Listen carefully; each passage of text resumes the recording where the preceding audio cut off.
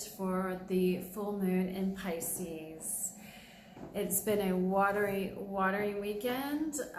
Where I'm at, it has been raining for days. I am so digging this filter. Yeah.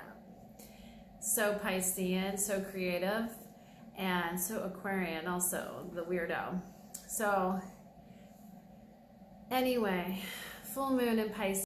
This is at the last degrees of Pisces, the end of the zodiac, the 12th house of endings. It is truly a culmination of a cycle. It is a watery sign, so usually you can expect a lot of rain around the full moon in Pisces, and that certainly has been happening here where I'm at. It's a very emotional time, and it's conjunct Neptune, the ruler of the sea, of the waters. And if you know Piscean, they like their liquid. I know quite a few Pisceans who can drink like fish.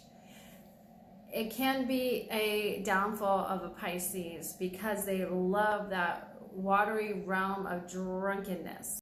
Pisces loves that realm of the drunkenness and being lost in inebriation and lost in another reality.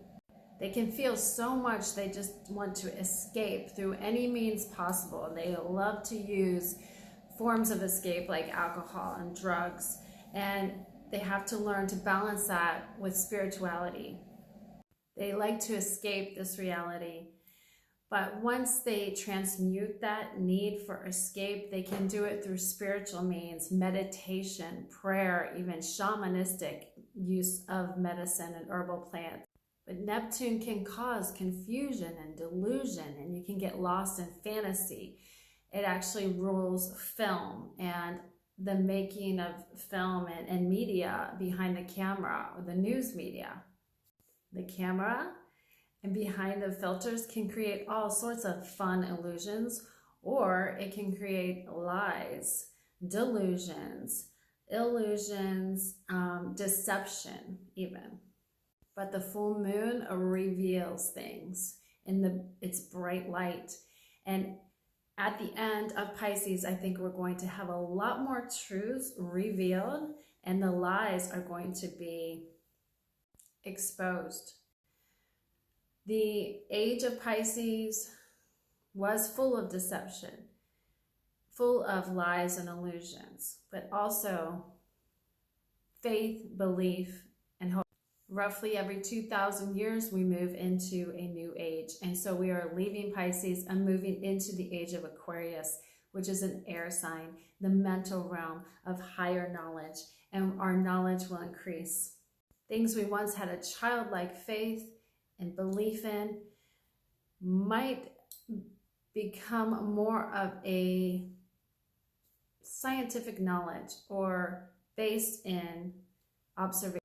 The observation of cycles, the observation of the sun, moon, stars, and planets is very Aquarian. Astrology will be at the forefront, and this higher knowledge of the cycles that we go through the ages.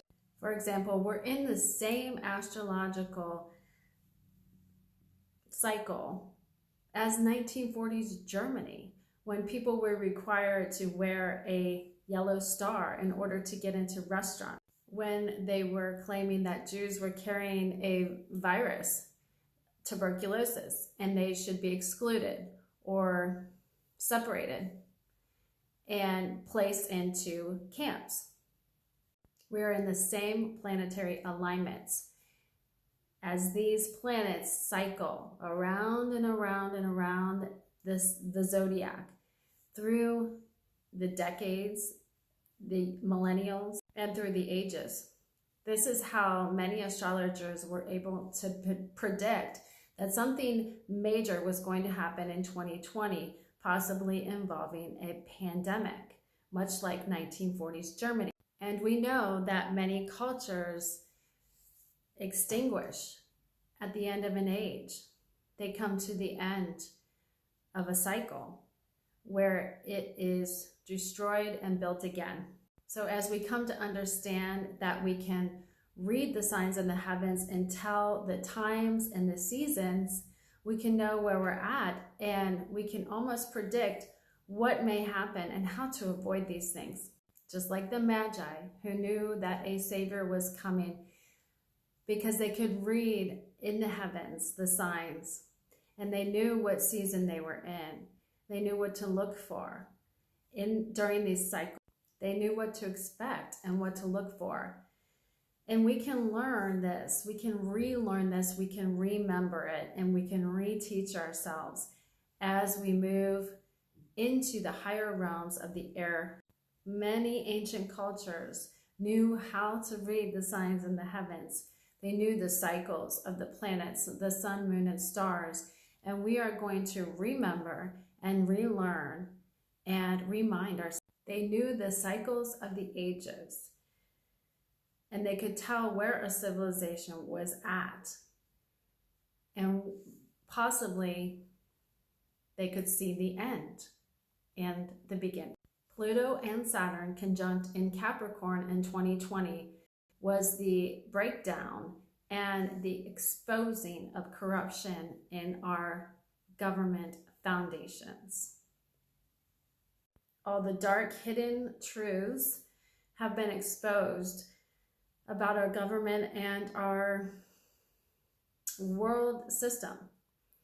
And many are waking up and moving into the new age. As we leave behind the age of Pisces, we're leaving behind many lies, many delusions and illusions, and false realities that were created by the media and by Hollywood and those in leadership in our governments. And we are going to have our Pluto return, which took place in the 1960s, and you're going to see a revival of the hippie commune movement. It's a very Aquarian theme, living in community, being self-sufficient, being outsiders, being rebels, and creating a whole new life, a whole new world, whole new systems.